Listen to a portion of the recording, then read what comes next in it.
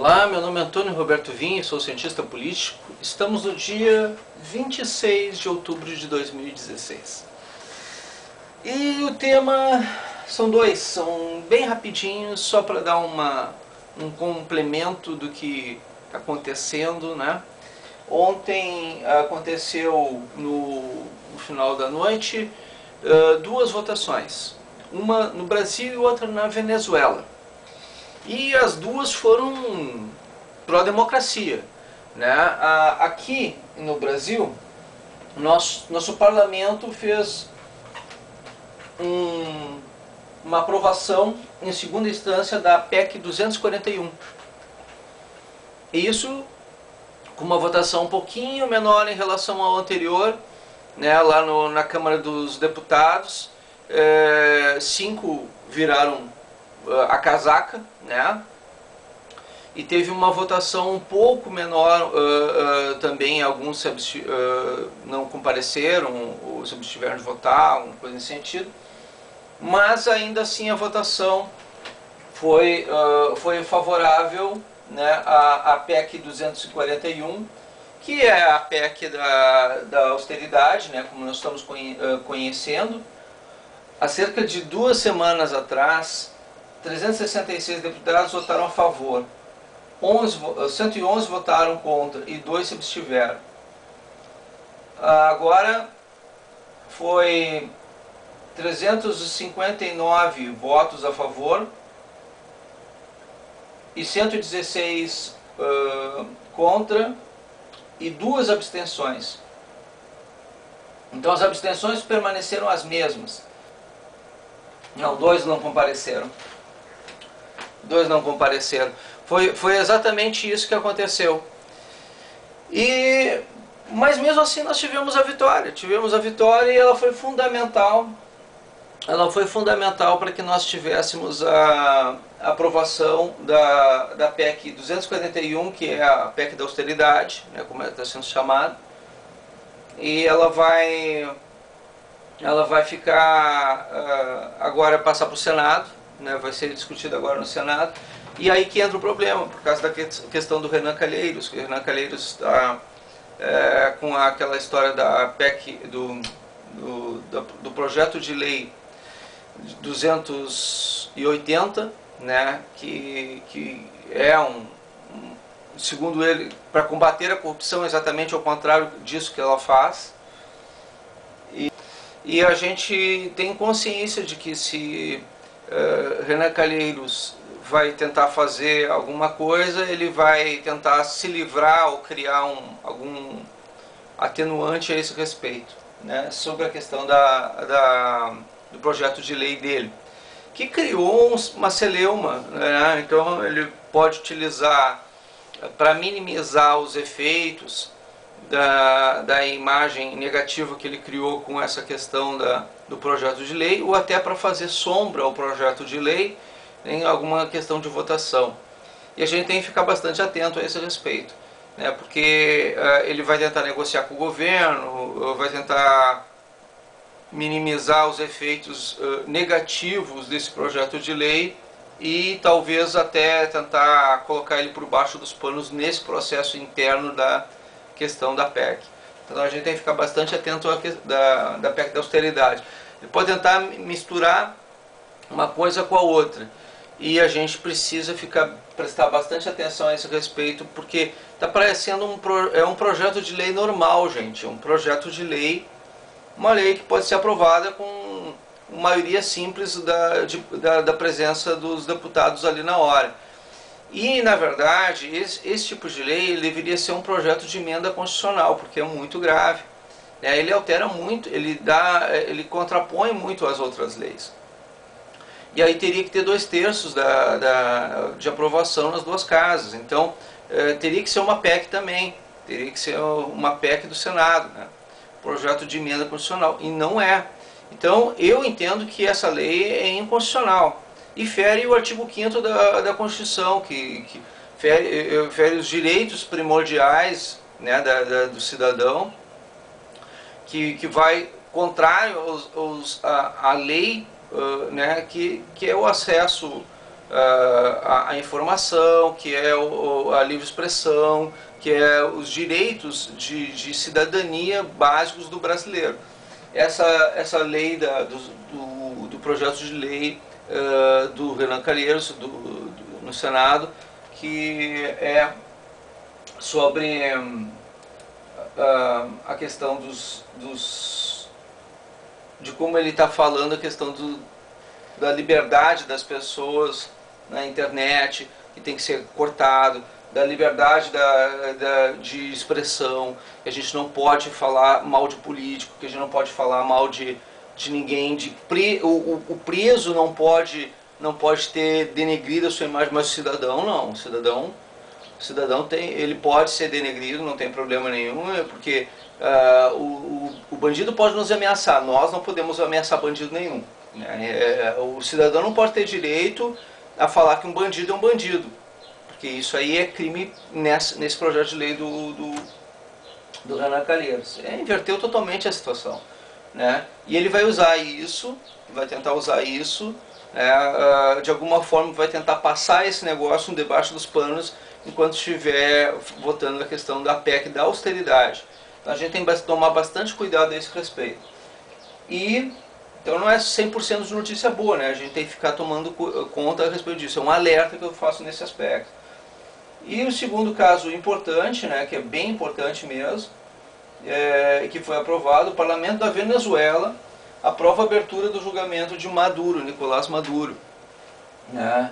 Então essas duas coisas foram aprovadas ontem à noite. Aqui no Brasil, a PEC 241 passou pela Câmara, agora não tem mais, já passou 2 vezes pela Câmara, não volta mais para a Câmara, agora só no Senado. E a questão do Senado neste momento é exatamente a questão do Renan Calheiros, a preocupação que nós temos em relação a ele. Mas a Venezuela também é boa notícia. E aí o que aconteceu na Venezuela? A abertura do julgamento do Nicolás Maduro foi aprovada. Oposição acusa Maduro de promover golpe de Estado. Comissão deverá preparar estudo de responsabilidade de Maduro. Foi aprovado isso na Câmara, né? Os deputados da oposição levantaram as mãos ao votar pela abertura de processo político do presidente Nicolás Maduro nesta terça, dia 25, na Assembleia Nacional de Caracas. E aí o que eu vou explicar para vocês é o seguinte, ó. Nicolás Maduro esteve com o Papa essa semana, né? E o Papa pediu, olha, ele disse, ele só vou receber Nicolás Maduro se ele aceitar negociar com a oposição. Pelo que se deu a entender, para o Papa ter recebido Nicolás Maduro, ele deve ter aceito negociar com a oposição, mas só que já veio um pouco tarde demais. Nicolás Maduro agora, ele tentou ser presidente do Mercosul, foi barrado, né? Agora está com um processo interno de cassação, começou um processo interno de cassação no estilo Dilma Rousseff. Não sei se ele vai aceitar isso na boa, né? Os direitos humanos estão batendo de pau em cima dele, né? E os direitos humanos do mundo, não sabe, aí por incrível que pareça, a própria ONU que é hoje presidida um secretário socialista, né, que vem do socialismo e tudo, apesar de estar fazendo campanha pró-socialismo no mundo, a própria ONU está reconhecendo que tem problemas de direitos humanos ali. Então o que está acontecendo é que a Venezuela não está sendo um bom exemplo nem sequer para os próprios socialistas. E o socialismo real, democrático, está perdendo terreno graças a Nicolás Maduro. A situação de pré-guerra também não está interessando muita gente. E a Rússia acabou de dizer que que criou a segunda mais potente arma nuclear do planeta. Bom, eu só posso dizer o seguinte: diante desse quadro, Nicolás Maduro está perdendo força, está perdendo poder e provavelmente tente reagir também. Então o cenário aquele de pré-guerra que eu estava falando não está abaixando a poeira, pelo contrário, está aumentando. Os conflitos, as coisas vão chegar um momento onde vai haver uma ação e reação de conflito, né? Nicolás Maduro está perdendo força, está perdendo poder e vai tentar reagir de alguma maneira, vai se impor. Ele não é o tipo da pessoa que sofre um impacto e fica calado. Ele é que nem a Dilma, nesse aspecto ele é que nem o Lula, que nem a Dilma. Ele apanha e logo em seguida ele reage, né? Ele não fica calado, ele faz alguma coisa nesse aspecto. E provavelmente ele vai tentar reagir, alguma coisa assim nesse sentido. Nós estamos agora às vésperas, né, da nossa eleição aqui, e passado esse período, muita coisa vai acontecer. Quando se derem conta que o PT perdeu, que não, ou o PT vai ser cassado, ou o Lula vai ser preso, alguma coisa nesse sentido, e com a história do Maduro acontecendo, com a história da Rússia acontecendo, muita coisa nesse cenário vai começar a acontecer a partir desse momento. Aí nos Estados Unidos a questão da eleição também, né? Então tudo isso acontecendo ao mesmo tempo. Então, até o final do ano nós vamos ter muita água para rolar, muita coisa para acontecer. Esses cenários todos que estão acontecendo são cenários em execução, não parou ainda. O ano é um ano complexo e esses cenários que estão acontecendo consecutivamente, eles estão criando coisas positivas e coisas negativas. As coisas positivas são as reações contra a tirania, as reações contra o despotismo, contra o radicalismo, de alguma maneira, né, pela democracia, contra a corrupção. Tudo isso está acontecendo de coisas positivas. Mas o contraponto é que existe ainda resistência porque existe aparelhamento de Estado, por exemplo, aqui no Brasil. E existe ainda corrupção no poder. E a gente está verificando, sabendo quem é, através das condutas, dos comportamentos. Mais do que nunca, o importante para todos nós é fazermos o controle social cidadão. Não basta só votar, vocês já devem estar começando a aprender isso. O povo brasileiro está começando a acordar para a realidade. O que acontece para uma democracia se plena? Nós não devemos só simplesmente votar de 4 em 4 anos, ou de 2 em 2 anos para eleições diferentes. O que nós precisamos fazer é sempre manter a vigilância sobre quem nós elegemos, para ver se eles estão agindo exatamente como deve. Uma democracia saudável faz exatamente o que nós estamos começando a aprender a fazer, que é controlar os nossos políticos. Eles são os nossos empregados. Qualquer partido se torna um bom partido a partir do momento que nós fazemos controle social. Não existe liberdade total para político. Aquela história de, elegi, ele é meu representante, ele vai me representar e eu tenho que confiar nele. Não é assim que funciona, não é assim que a banda toca. O controle social cidadão, ele precisa de democracia para que haja austeridade. Então, essa lei, esse projeto de lei do Renan Calheiros, ele vem na tentativa de frear isso, de impedir esse processo. E isso além de inconstitucional, isso aí fere os direitos do cidadão. Então a gente não pode, em hipótese alguma, permitir a passagem dessa lei e até, se possível for, a gente tem que sim derrubar Renan Calheiros, porque ele é recorrente. Ele esteve 2 vezes no mandato de presidente do Senado. As 2 vezes ele se reelegeu, foram 2 mandatos consecutivos a cada mandato, ou seja, foram 4 na verdade, né? E ele sempre agiu deste modo, ele sempre se comportou deste modo, ele sempre foi conivente com a corrupção.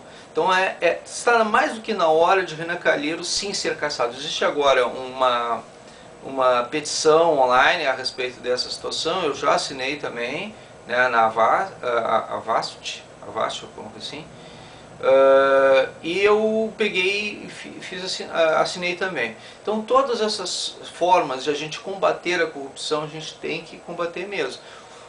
Não sei se o Renan vai ser o próximo a cair, quem vai ser o próximo a cair. Não sei quem será o próximo a ser preso, provavelmente Lula após as eleições, né? Mas deve ter mais coisas ainda acontecer, né, no nosso país. Agora eu estou alertando para vocês, não basta votar, tem que fiscalizar. O nome disso se faz através de uma coisa chamada controle social cidadão. né? Então a gente tem que fazer a nossa parte, sempre, não é só quando acontece essa situação. Nós devemos vigiar os nossos políticos, né? Eles precisam, existe lei de transparência e a gente tem que utilizar essas leis que nos favorecem para a gente vigiar o nosso político. A gente tem o direito de criticá-los. Essa lei impede o direito de crítica e ela cala o povo brasileiro, que é um direito de livre expressão que nós temos, que é o artigo 5º da Constituição. Nós temos o direito de nos expressar sem a questão da omissão. A gente não pode se omitir diante do fato, né? A gente não pode também dizer, olha, não precisamos dizer quem somos a esse respeito. Nós podemos nos expressar e devemos dizer, eu sou fulano de tal e sou contrário a isso. Isso é legal, está no artigo 5º da Constituição. E eu sou Antônio Roberto Vim e sou contrário à corrupção do senhor Renan Calheiros com o projeto de lei 280. Estou deixando muito claro isso, porque se ele quiser me prender, eu estou à disposição, pode me algemar, mas o senhor é que está agindo contra a lei com esse projeto de lei. O senhor se condenou com esse projeto de lei, né? Porque ele é inconstitucional e ele é criminoso, é um projeto criminoso que favorece o marginal, favorece o bandido, inverte a lei em seu favor, em favor de todos os corruptos do Brasil e em favor do crime organizado. Eu não estou medindo palavra para dizer isso, porque é a mais pura verdade. Basta ler o projeto de lei para ter noção a respeito disso, tá? Se eu tivesse algum medo a respeito disso, eu não estaria fazendo essa situação. Isso é o momento, é agora, porque depois, se for aprovado esse negócio, e existe a possibilidade apesar de que os senadores já estão começando a se manifestar contrário a essa situação, porque muita gente tem rabo preso lá no Congresso Nacional e a gente sabe disso. Então o Renan não criaria um projeto de lei se não tivesse a mínima possibilidade de vê-lo aprovado, ele como presidente. A gente sabe que o Renan não é o único corrupto lá dentro do Congresso Nacional e dentro do Senado. A gente sabe que ele não faria um projeto de lei dessa natureza se ele não tivesse a menor chance, a menor possibilidade de ser aprovado. Então a gente sabe que a gente precisa fazer o quê?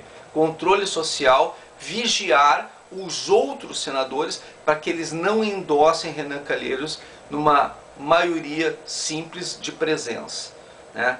É preciso que os senadores do bem, aqueles corretos, aqueles que realmente lutam contra a corrupção, se façam presentes em todas as sessões e não deixem passar uma sessão simples de maioria de presença, um projeto de lei qualquer que prejudique toda a nação brasileira. Fiquem atentos quando for entrar em pauta essa questão e votem não contra ela, por favor. Esse vídeo é um complemento, essa parte é um complemento do vídeo de hoje. O que acontece? Eu fiz esse vídeo logo de manhã cedo, antes mesmo de abrir a televisão, alguma coisa assim. Quando eu estava vendo o telejornal, já estava acontecendo uma série de pronunciamentos de Nicolás Maduro com o apoio dos militares na Venezuela. Então ele já estava reagindo. E pior a situação, né? Ele ameaçava fazer o fechamento do Congresso, ele e as forças militares da Venezuela. O que aconteceu nesse meio tempo? O povo tomou as ruas. O povo da Venezuela tomou as ruas e aos milhares, aos milhões. Então as pessoas estão tentando reagir na Venezuela. Está acontecendo uma tentativa de demonstrar da Venezuela o descontentamento em relação ao seu governo de Nicolás Maduro. Como aconteceu aqui no Brasil com Dilma Rousseff, o povo está apoiando o Congresso Nacional da Venezuela. Então eu solicito que vocês fiquem atentos nos canais que estão sendo colocados nas redes sociais da Venezuela, para mostrar que existe sim uma ditadura na Venezuela e que o povo do Brasil e o governo brasileiro apoiem o Congresso Nacional da Venezuela contra Nicolás Maduro. Inclusive, já está mais do que na hora de Nicolás Maduro e a Venezuela ser retirada do Mercosul enquanto Nicolás Maduro fizer parte dela. Todo e qualquer boicote que possa ser possível de ser feito à Venezuela, na presença do Nicolás Maduro como presidente da Venezuela, reforça esse apoio ao povo venezuelano. O povo venezuelano não pode mais sofrer, como nós aqui brasileiros também não tínhamos necessidade de sofrimento, eles também não precisam passar por isso. É importante que a Venezuela volte às mãos da democracia e do seu povo. Muito obrigado pela atenção dispensada.